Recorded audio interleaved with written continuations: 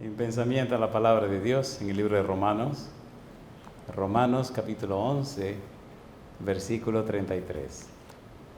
Romanos capítulo 11, versículo 33, la palabra de Dios dice, Romanos 11, 33. Oh profundidad de las riquezas de la sabiduría y de la ciencia de Dios.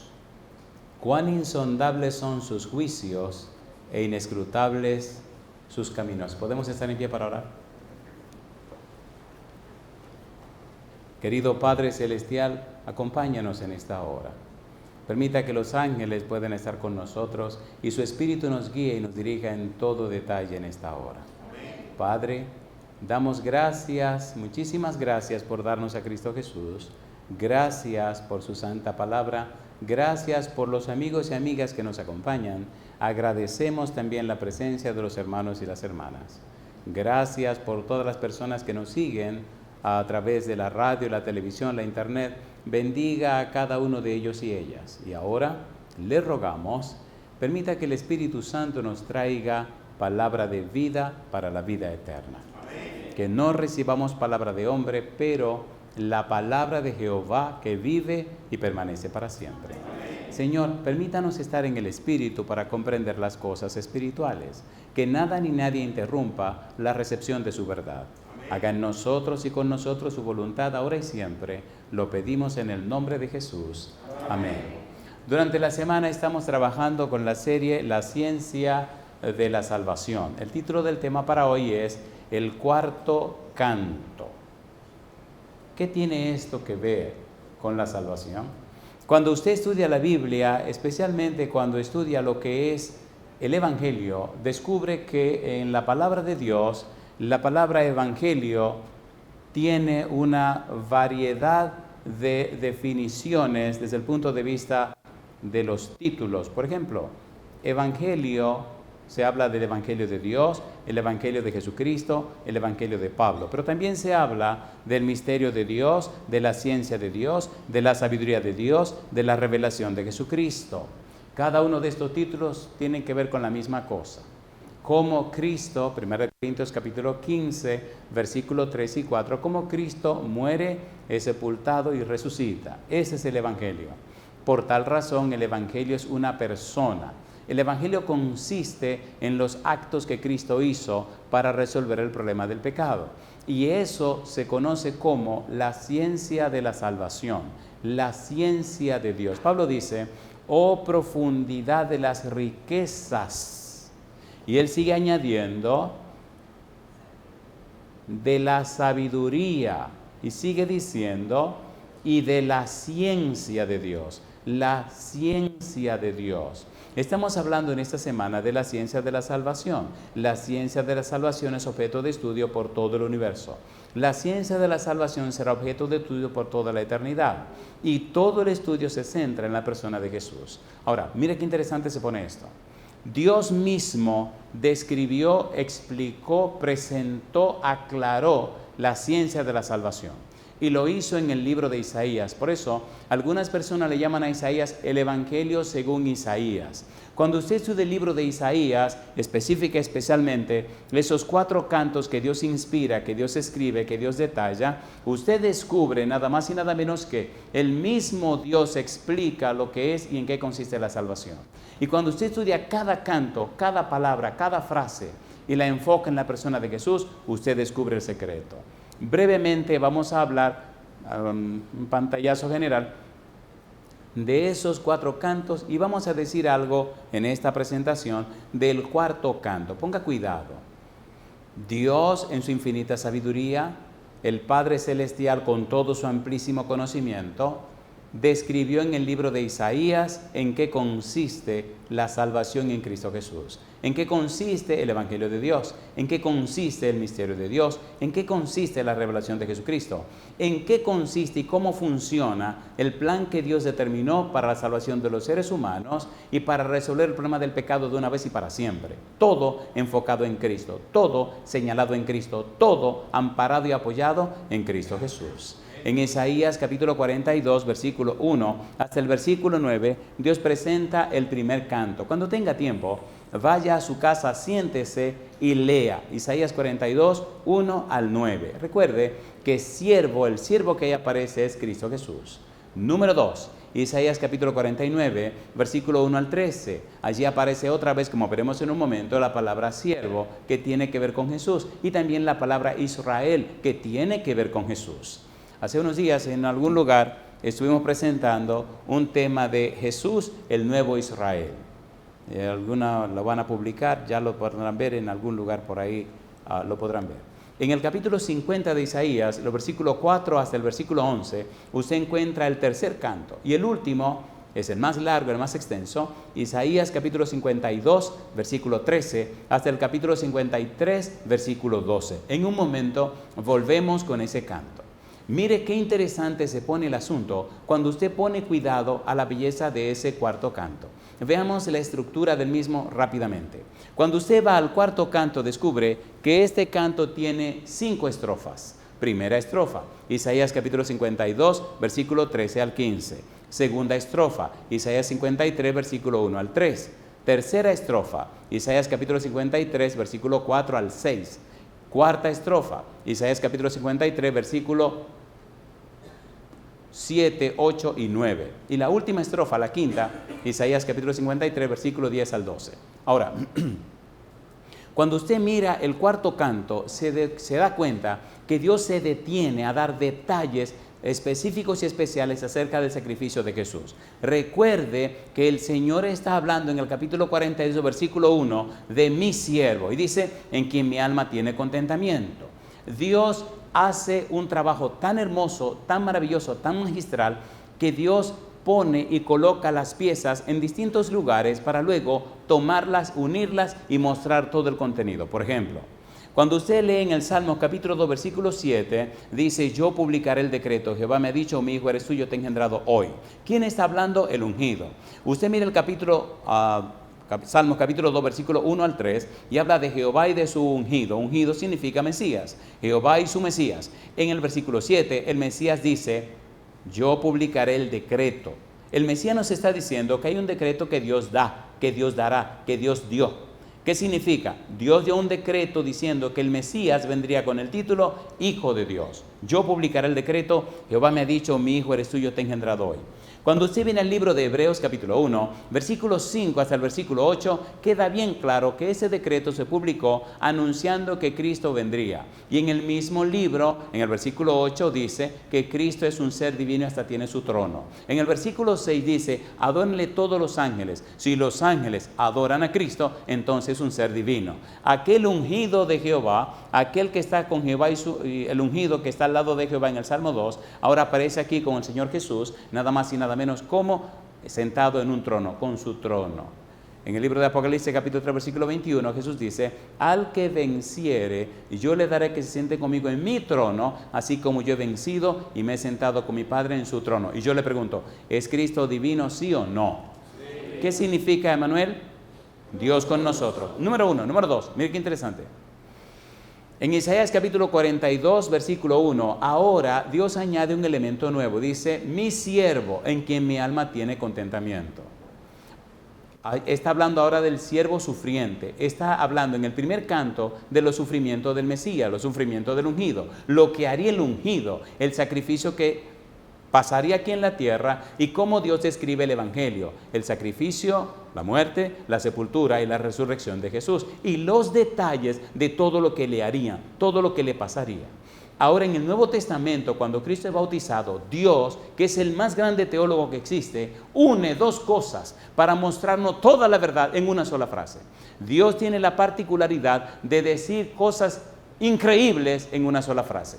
En el capítulo número 3, versículo 17, Dios dice, este es mi Hijo amado, en quien mi alma tiene contentamiento, a él oír. Dios une dos frases, Salmo capítulo 2, versículo 7, e Isaías capítulo 42, versículo 1. Las une y dice, este es mi Hijo amado, este es el Mesías, este es Emmanuel, este es Dios con nosotros. Y añade, en quien mi alma tiene contentamiento. Este es el Mesías sufriente, este es el siervo sufriente. Es un ser divino que se hace hombre y se hace hombre para... Tiene 5 estrofas. Ahora, mire qué interesante. En este cuarto canto hay 15 versículos. Si usted tiene 15 piezas, ¿cuál es la pieza que está en el centro? ¿Qué número es la pieza del centro? La 8. Mire usted y vamos a buscar la pieza número 8. Agarre su Biblia, vamos rapidito. Porque en la pieza 8, en el número 8, está el secreto y el eje de todo. ¿Están listos? Mire el número 8. Isaías capítulo número 52. Vamos a contar los versículos y a ver a quién le toca el número 8. Y leamos el número 8 y usted verá cuántas maravillas, cuántas cosas hermosas hay en ese número 8. Esto es apasionante. Un rato, un día, 2 días no son suficientes para uno disfrutar todo lo que debería disfrutar. Y toda la eternidad no será suficiente para dilucidar todo lo que Dios ha dicho. Isaías capítulo número 52, versículo 13. Sumemos. Por ejemplo, si usted ve el versículo 13, 14, 15, ¿cuántos van? 3. ¿Y 12 cuántos son? 3 y 12, ¿cuántos son? 15. Ahora contemos y lleguemos al número 8. En el capítulo 52, versículo 13, sería, el 13 es 1, 2, 3, y entonces comenzamos el 53, versículo 1 sería el 4. 4, 5, 6, 7, ¿cuál sería el 8? El 5, lea el 5, vamos a leer el número 5. Mire qué interesante es este versículo, dice el versículo 5, ¿cómo dice? Mas él herido fue por nuestras rebeliones, molido por nuestros pecados. El castigo de nuestra paz fue ¿sobre quién? Sobre él. Y por su llaga, ¿qué cosa dice? Fuimos nosotros curados. Ahí está el eje de todos los cantos. Está enfocado en Jesús, en la obra de Jesús, en lo que Dios hizo a través de Jesús. Usted dirá, ¿y qué importancia tiene esto? Toda la importancia.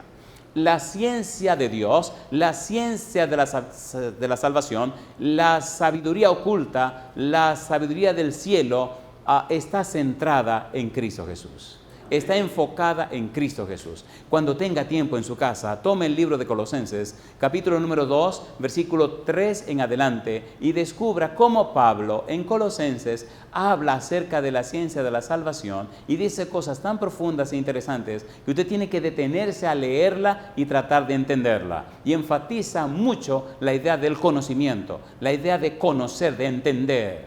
De allí la importancia de comprender este cuarto canto. Vamos a ver qué podemos decir del cuarto canto y hasta dónde podemos llegar. Capítulo 52, versículo 13. Vamos a tomar por lo menos un aspecto o 2 aspectos de esto. ¿Qué dice Isaías 52, versículo número 13? ¿Qué dice el versículo 13? He aquí mi siervo será prosperado, será engrandecido y exaltado. ¿Y será qué cosa dice? Puesto muy en alto. Quien está escribiendo es Dios. Nadie escribe más hermoso que Dios. Nadie escribe más lindo que Dios. Nadie compone mejor que Dios. Ahora, mire el capítulo 42, versículo 1. ¿Cómo comienza el primer canto? ¿Cómo comienza el primer canto? 42, 1. ¿Cómo dice? La primera frase que aparece. ¿Cómo dice? He aquí mi siervo. ¿Y cómo comienza el cuarto canto? 52, versículo 13. ¿Cómo comienza? He aquí mi siervo. ¿Quién está hablando? Dios. ¿De quién está hablando? De Jesucristo. He aquí mi siervo. La palabra siervo en hebreo es eber, que significa sirviente, significa esclavo. He aquí mi esclavo.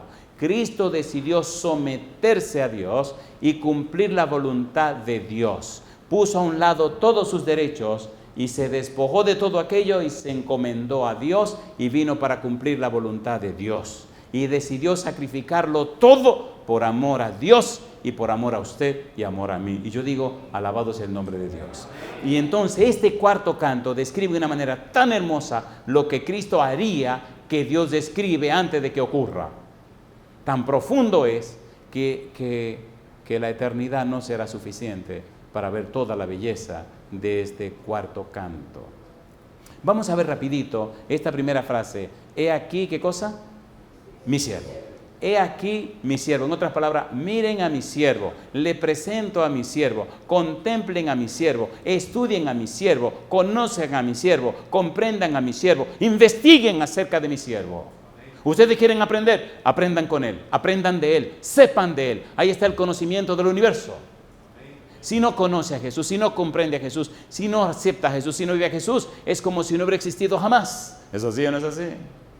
¿Es así o no es así? Cristo dijo, San Juan capítulo 14, versículo 6, ¿qué dijo Cristo? Yo soy el camino y la verdad y la vida. Si usted no conoce a Cristo, está fuera de camino, está perdido. Número 1, la verdad. Si usted no conoce a Cristo, está viviendo en la mentira.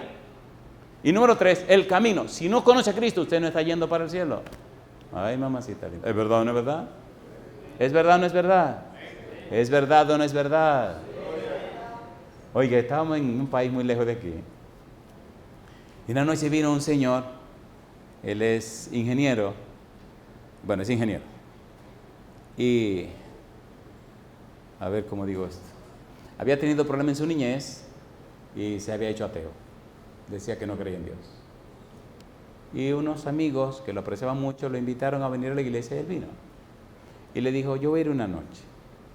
Pero hay una cosa interesante con la Biblia, interesantísimo con la Biblia. Cuando usted le presenta a la gente la Biblia, por la Biblia, con la Biblia y en la Biblia, el Espíritu Santo le ilumina la mente. ¿Es así o no es así? Amén. Y cuando esa noche terminó, él quedó como tan aturdido que dijo, yo vengo mañana. Así que el otro día el amigo volvió y se quedó como así, como aturdido, y le dice al amigo, oye, ven acá fulano, y siempre es así. Y le dice el amigo, claro. ¿Tú estás seguro? Claro. Siempre va a ser así, la Biblia, nada más la Biblia, nada más la Biblia. Sí, pues yo vengo mañana. Cosa linda, mamá. Vino todas las noches. Y cuando ya se estaba terminando, dice él, y ya se va a acabar. Y entonces le dice el amigo, no, el pastor cuando termine aquí, luego va a ir a otra ciudad que está en tal lugar y va a comenzar allá de nuevo con otra semana. Pues yo voy para allá. Espere, de donde este hombre vive a donde era la campaña había que viajar 1:30 para ir y luego 1:30 para regresar y el otro irse a trabajar. Y esa ciudad es una ciudad muy interesante. Pregúnteme qué pasó con mi amigo ateo. Le dijo al amigo, yo quiero hablar con el pastor. Bueno, nos reunimos un día en un salón y empezamos a hablar. Me dice, dígame una cosa. Digo, dígame. Mire, yo nunca en mi vida me había expuesto a la Biblia, porque tuve una experiencia así, cuando era niño, y me alejé de todo lo que sea religión, todo lo que sea religioso. Me alejé de todo lo que tiene que ver con Dios, por esta y esta razón. Y es la primera vez en mi vida que yo vengo a una iglesia a dedicar un sermón. Pero esto me ha dejado tan aturdido, que yo, mi vida había leído la Biblia. Pero esto me ha dejado tan conmocionado, porque la Biblia es la Biblia. Usted no se está inventando nada, usted está leyendo la Biblia y leyendo la Biblia. ¿Y cómo es que esas cosas se relacionan todas? Le digo, amigo, estamos hablando de la ciencia de Dios. ¿Cómo? Sí. ¿Y cuál es la metodología? Si ustedes quieren, yo paro mi historia aquí y la continúo mañana. Terminamos esto y mañana les digo que le respondí. ¿Le parece bien? ¿No le parece bien? Bueno, pues está bien. Isaías capítulo 28. ¿No le parece bien? Isaías capítulo 28, versículo 9 al 13. Vamos rapidito. La ciencia de Dios. Oye, eso le encantó. ¿La ciencia de qué? La ciencia de Dios. Mire qué cosa linda.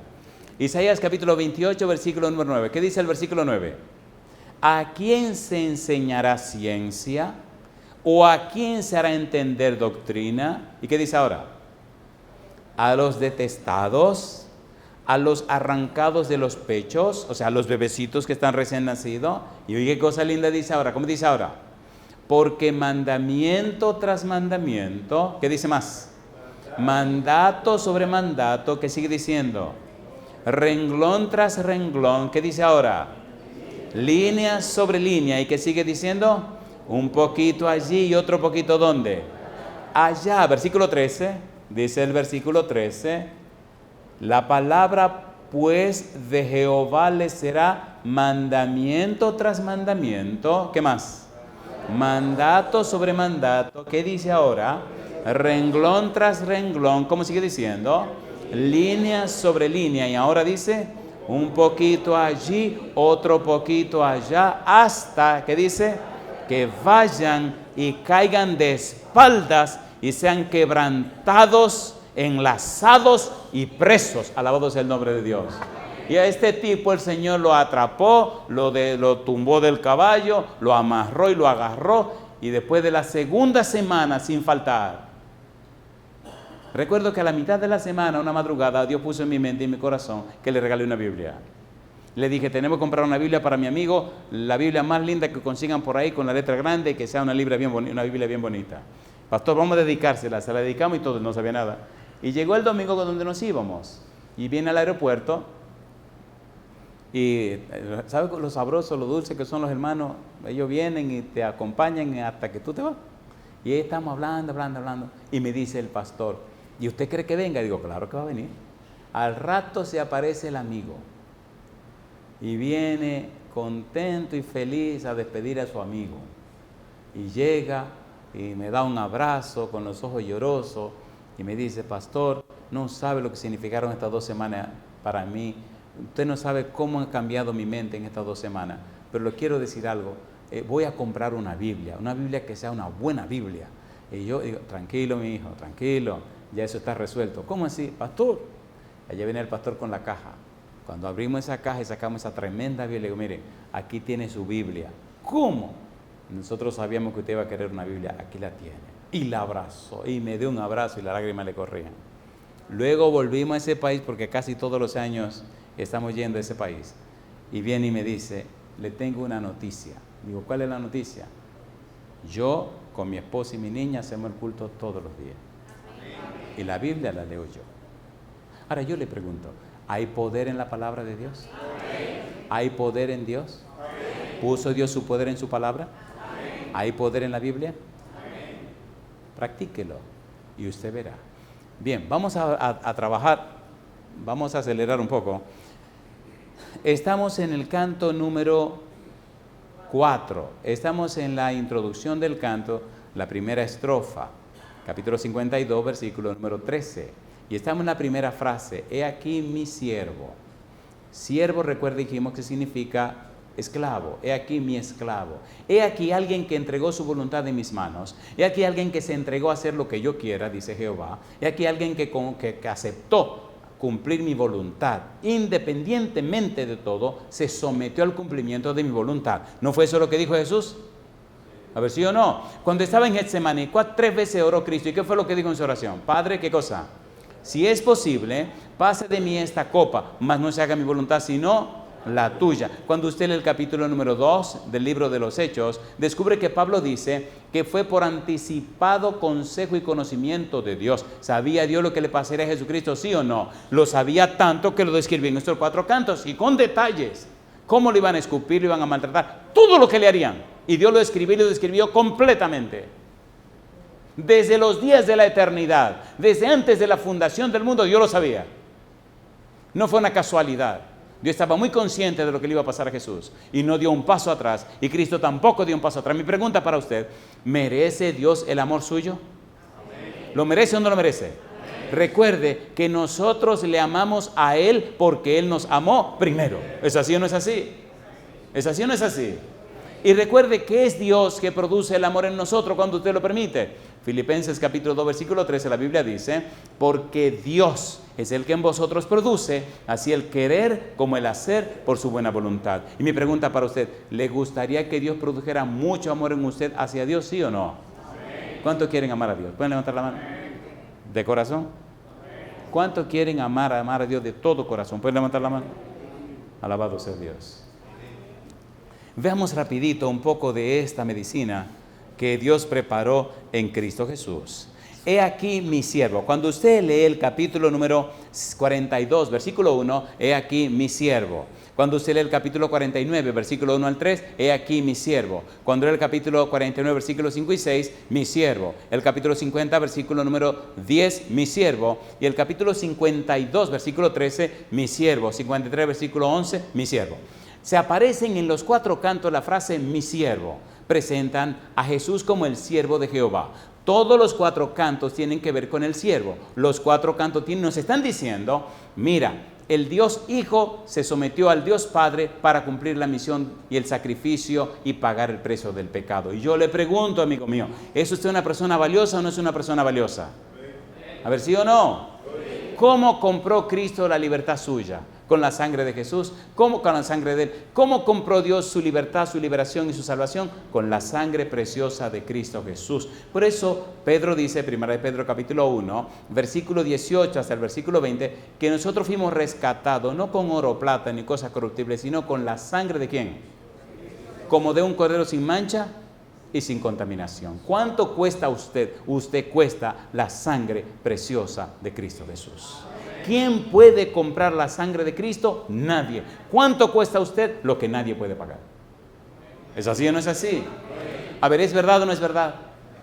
Y esa es la ciencia de la salvación. ¿Qué cosa es eso? La ciencia de la... Por eso dice, oh profundidad de las riquezas, de la sabiduría y de la ciencia de Dios. La eternidad no será suficiente para entender esto. Cuando usted somete su cerebro a este conocimiento, cuando usted acerca su cerebro a este conocimiento del misterio de Dios, de la sabiduría oculta de Dios, de la ciencia de Dios, de la revelación de Jesucristo, del evangelio de Dios, del evangelio de Cristo, del evangelio de Pablo, cuando usted somete su cerebro a investigar ese conocimiento, su cerebro se expande, su cerebro se enriquece, su cerebro crece en el sentido intelectual y espiritual. Usted se transforma en una persona que ya no es de esta tierra, sino que es ciudadano del reino de los cielos. ¿Es así o no es así? Y se constituyen en amigo, no solo amigo, sino hermano, no solo hermano,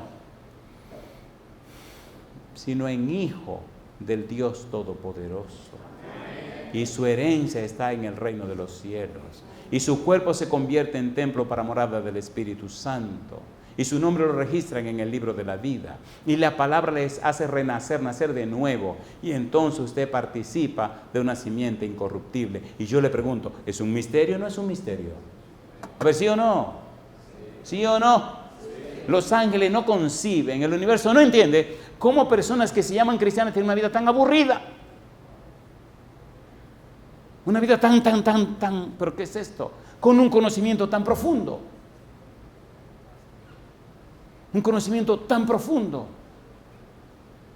Pudieran basarme aquí en la noche contándole historias de cosas que la gente dice y expresa cuando conocen y entienden esto. El cambio y la transformación que se produce en sus vidas.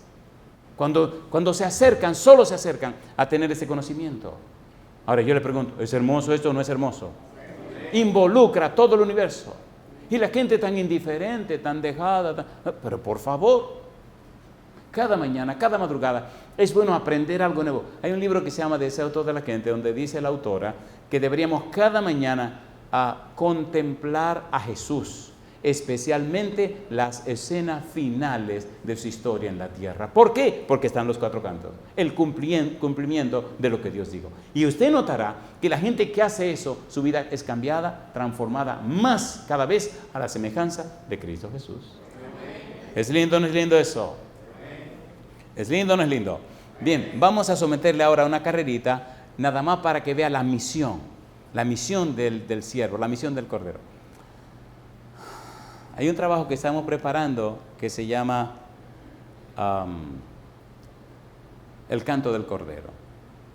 Es una manera de hacer que la gente se confunda y que no entiendan todo lo que se quiere decir, para entonces motivarle a que vengan. Y entonces hablamos del canto del Cordero. Son 4 cantos. Y son del Cordero porque Cristo es el Cordero de Dios que carga, que lleva el pecado del mundo. Y Cristo es el Cordero inmolado, como ya dijimos. Amnos, el Cordero apartado para el sacrificio. Arnion, el Cordero que fue sacrificado. Ahora, mire qué cosa linda. La misión de este esclavo, de este sirviente. En el capítulo 42, versículo 1, dice que traerá justicia. Isaías 42, versículo 1, dice que ese siervo sufriente traería justicia. Y allí tendríamos que pasarnos un buen rato. En el capítulo 49, versículos 5 y 6, viene a cumplir una misión para que seas mi salvación. Termina diciendo, capítulo 49, versículos 5 y 6. Una misión favoreciendo a Israel, favoreciendo a todo el mundo. En el capítulo 53, versículo 11, dice, Él llevará las iniquidades de ellos. ¿Las iniquidades de quién? Las iniquidades de aquellos que aceptan el mensaje. Iniquidad se puede traducir como malas acciones conscientes. Cuando usted comete la falta consciente de lo que está haciendo. Cristo hizo provisión para ese pecado que usted cometió y se preparó para cometerlo.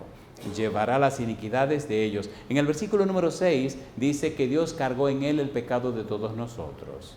En el capítulo número 53, versículo 4 al 6, encontramos algo interesantísimo. Tan interesante que, como dijimos hace un momento, se convierte en el eje de todo el cuarto canto.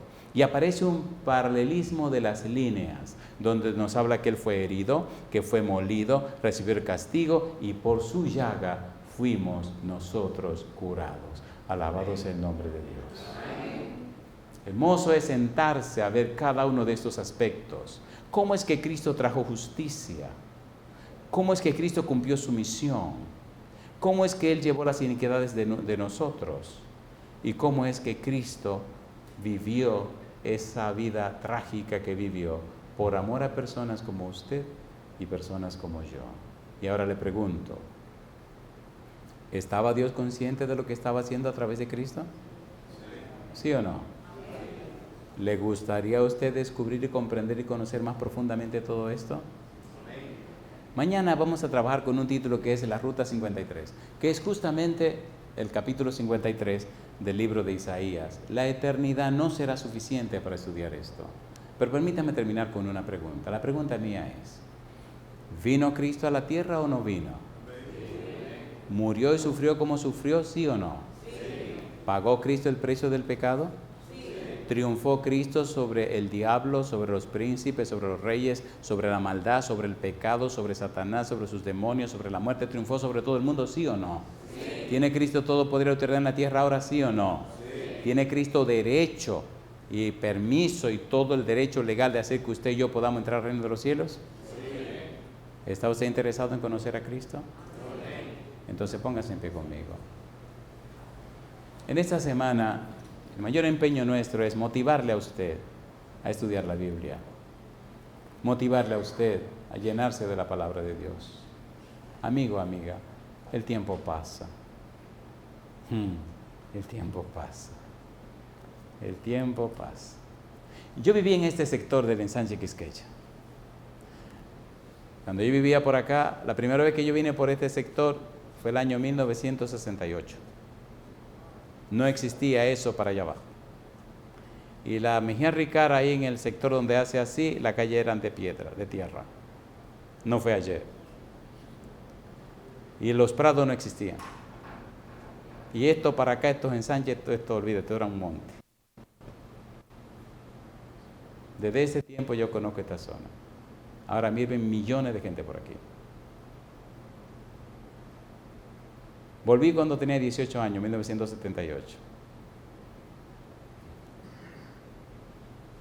Y en esa fecha yo vine a la iglesia. Por la gracia de Dios conocí el Evangelio. Ya pasaron 41 años. Y aunque no lo crean, me di cuenta que me estoy poniendo viejo. Tengo 59 años. La pregunta que me hago es, en 41 años yo he visto mucha gente perder el tiempo y perderse. ¿Qué sentido tiene vivir en este mundo y perderse? ¿Qué sentido tiene perderse? He visto gente afanarse tanto en producir que se han hecho millonarios, pero están perdidos. ¿Qué sentido tiene? ¿Qué sentido tiene? Asegure su salvación en Cristo Jesús. Amén. Y después haga todo lo que tenga que hacer. Pero primero asegure su salvación en Cristo Jesús. Amén. ¿Tiene sentido esto o no tiene sentido? Amén. Yo le pido en el nombre de Jesucristo, ¿le gustaría en esta semana confirmar su fe en Cristo Jesús? Amén. ¿Cuánto quieren confirmarla? Amén. Alabado sea Dios. Lea la Biblia. Mire, si no quiere leer los 4 cantos, por lo menos lea el capítulo 52, versículo 13, hasta el 53, versículo 12. Por lo menos lea esa parte, para que nos entendamos en el resto de la semana. Para mí, como dijo el pastor, es una semana de oración. Pero es una semana de oración donde vamos a ver a Cristo, vamos a conocer más de Cristo, vamos a profundizar en la persona de Cristo, declarado anunciado, enseñado por el Dios Todopoderoso. Nadie conoce mejor a Cristo que el mismo Dios. ¿Es así o no es así? Cristo dijo, nadie conoció al Padre sino el Hijo, y nadie conoció al Hijo sino el Padre. Y si el Padre nos está enseñando al Hijo, compadre, vamos a meterle investigación a la cosa para conocer a Cristo verdaderamente. Cuando usted conoce a Cristo verdaderamente, el poder del Espíritu viene sobre usted y le transforma la vida. ¿Le gustaría tener una vida transformada? ¿Cambiada completamente? ¿Y ser una persona nueva en Cristo Jesús? Entonces levante la mano conmigo y vamos a orar. Padre amado, Padre querido, estamos felices y contentos y jubilosos de tener un Dios como usted. Padre amado, le amamos, le rogamos que envíe su Espíritu Santo a nuestra vida para que en nosotros se cumpla lo que el apóstol Pablo dice en 2 Corintios 3:18, que somos transformados de gloria en gloria como a su imagen. Que el Santo Espíritu venga y nos vaya cambiando y cambiando y cambiando, nos vaya transformando, transformando y transformando, vaya produciendo en nosotros una metamorfosis tal que nuestra vida refleje el carácter y la belleza y la santidad de Cristo Jesús. Y que la gente que nos conozca, la gente que se relacione con nosotros puedan decir, esta mujer, este hombre verdaderamente han estado en la presencia de Cristo. Señor, despiértenos antes que sea demasiado tarde. Rompa en nosotros esta dejadez, esta indiferencia espiritual. Despiértanos como usted quiera, Señor, pero no permita que nos perdamos en la manera como muchos se perderán. Inspírenos para amarle, para orar, para estudiar la Biblia, para decir a otros la salvación en Cristo Jesús. Venga a nuestra vida, Santo Espíritu, y cámbienos estos programas malos que el enemigo nos ha puesto. Que no seamos más mentes carnales, pero ahora mentes espirituales. No os conforméis a este siglo, sino transformaos por medio de la renovación de vuestro entendimiento, para que comprobéis cuál sea la buena voluntad de Dios, agradable y perfecta. Que Romanos 12:12 cumpla en nuestra vida y que su Espíritu nos cambie y nos transforme, Señor, para bendición nuestra, bendición de la familia, bendición de la iglesia y bendición de toda la humanidad. Lo pedimos en el nombre de Jesús. Amén, Señor. Amén. Que Dios les bendiga. Muchas gracias.